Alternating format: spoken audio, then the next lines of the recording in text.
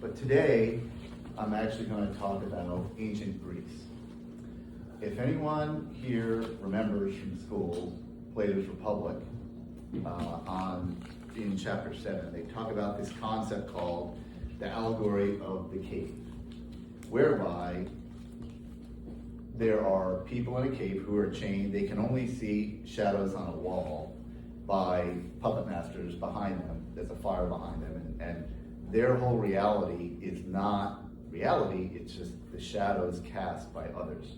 There's one person who can actually see out towards the entrance of the cave, and these individuals in the cave don't experience reality, they just experience the appearance of reality. And that is exactly what social media is. And people like to talk about, AI, and they think about LLMs, but AI has been, artificial intelligence has been around for a very long time. And in its form, greatest form is social media. And how does social media work? It's very simple. I will offer you, let's say, 3 pieces of chocolate. I will offer you white chocolate, dark chocolate, and milk chocolate. And once you see these things, you will choose your favorite from those 3 selections. And you may choose dark chocolate one day, and the next day, you'll get more dark chocolate. And you'll find that you like that. In fact, your brain likes it. Your brain will give you, again, a little bit of dopamine, and you'll get pleasure from that dark chocolate. And then one day, you feel like, man, I've had so much dark chocolate, maybe I want to go outside and have a little something else. So you'll pick maybe the milk chocolate. And then that has maybe a bigger dopamine hit. And then the next day, after a while, you'll want to experience, and you're given 3 choices. And the next choice you will pick will be the white chocolate. And you say, wow, this is really me. I have found myself in white chocolate, biggest dopamine hit. I'm really part of that community now, the white chocolate community. Read all about anything. And that's social media. The one thing social media doesn't do is offer you things that you've never experienced before as a human. It doesn't offer you hard candy or marzipan, my personal favorite. So we think that we have choice and agency in social media, and we do, depending on what we are served. And the more we get served that thing, the more intense the feeling, literally the chemical feelings in our brain. And you can be led down the white chocolate path when you really wanted marzipan, but it wasn't offered. It wasn't part of anything you've seen. And this is how the intelligence of social media gets us to where we are as a society. We find people who become extremely balkanized, let's say, in certain areas when, like a year ago, that would not have appealed to them because it's incremental, it's neurochemistry, and you have to understand what social media is. Social media only exists for a number of reasons. One, in a high trust society, we don't think there's anything nefarious going on here. If we don't have a high trust society, the free market doesn't work, commerce doesn't work, communities don't work. We have to trust people. And the United States is actually a very high trust society. If you have a passport and you've actually used it, you can find out that other nations aren't. They're very low trust societies. One of which is, like, I do not like paying to have to go to the bathroom in Europe, but that's a whole other issue. But your social media, the software, or the device that's on your cell phone, is super powerful. I mean, that device is orders of magnitude which is 10 to the 10, higher than the computer that will help us land Apollo on the moon. It's basically what would be considered a supercomputer in the 60s in your pocket.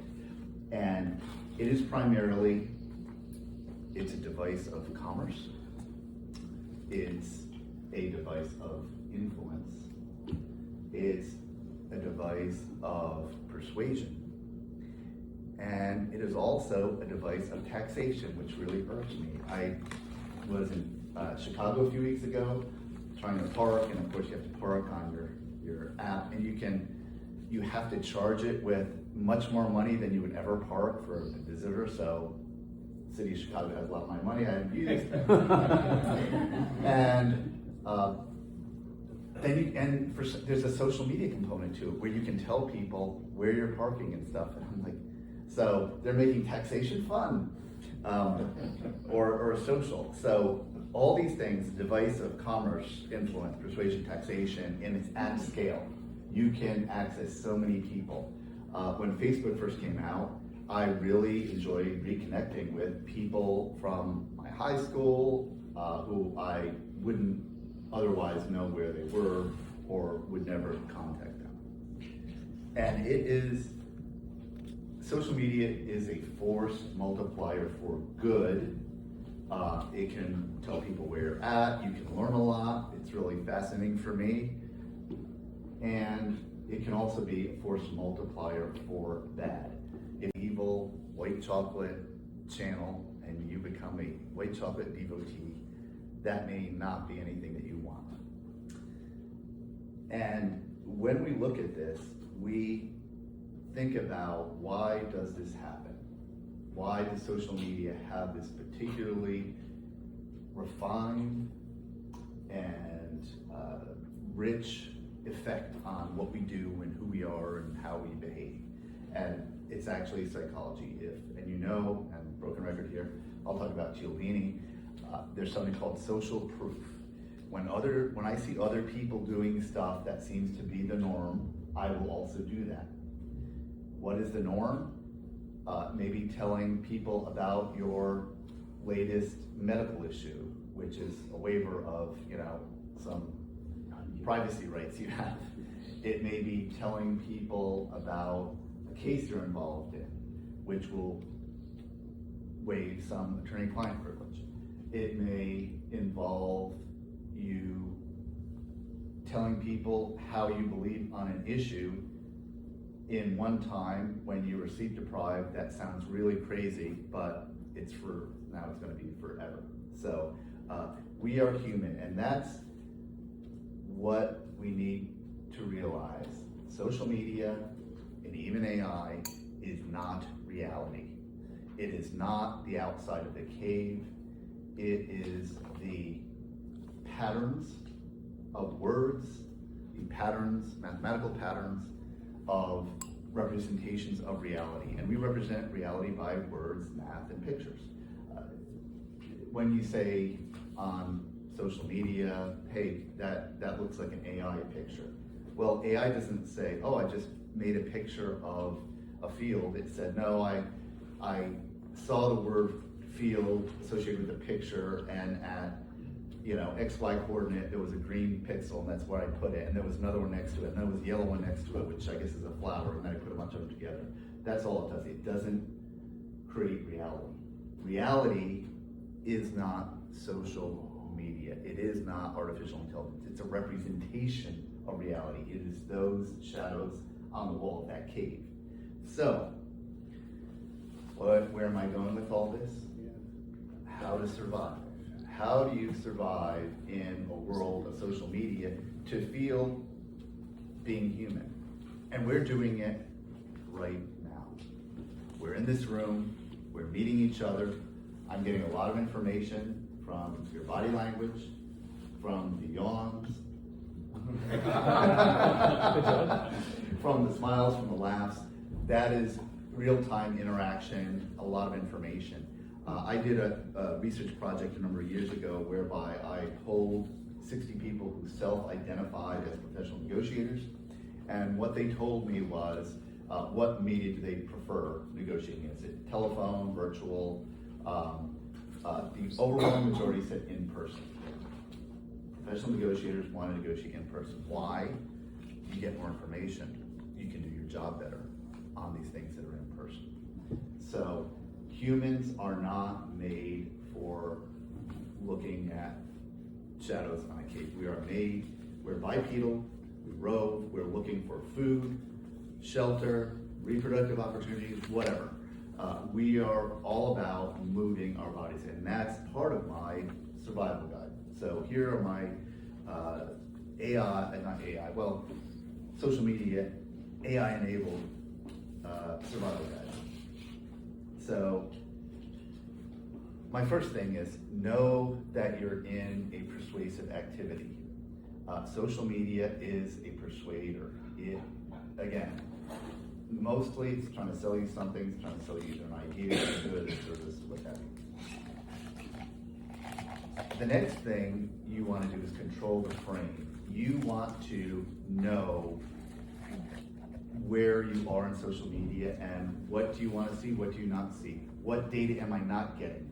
How come I'm not getting the marzipan data? Where am I kind of curating this thing? And you should try to add a little friction, maybe, and the controls are there, you can put time limits, add a little friction if you find you're addicted to it, and I will admit, I spend altogether too much time on social media myself, so I'm not holier than now if those of you have an issue with it. And then I want you to kind of think about it and audit your use, and that only comes with non-use. My wife is getting me into the habit of having a technology-free day once a week on the weekend, and I'm adopting that, and I'm doing a lot of things that I would be distracted with by having the phone tethered to me. And the final thing is you deserve disclosure. And here's where another AI can help you. Know what information is being taken about you, and you can just go to, I actually invite you to go to several LLMs, AI chatbots, and say, hey, give me a review on this social media platform, how they use my information, what my privacy policy is, all that. And then you get another one to evaluate that. So you kind of have this peer review of AIs to have you read the terms of service, terms of use that you don't have to pay an attorney to do. But they'll give you an idea of what you're giving away. And that's the survival guide for using social media. But again, the most important thing that you can do in this social media world, which I use and I'm on, and I'm on many platforms, is to know that you are in control, and the most important thing you can do is show up and meet other people like we are here today, thanks to Terry. Thank you.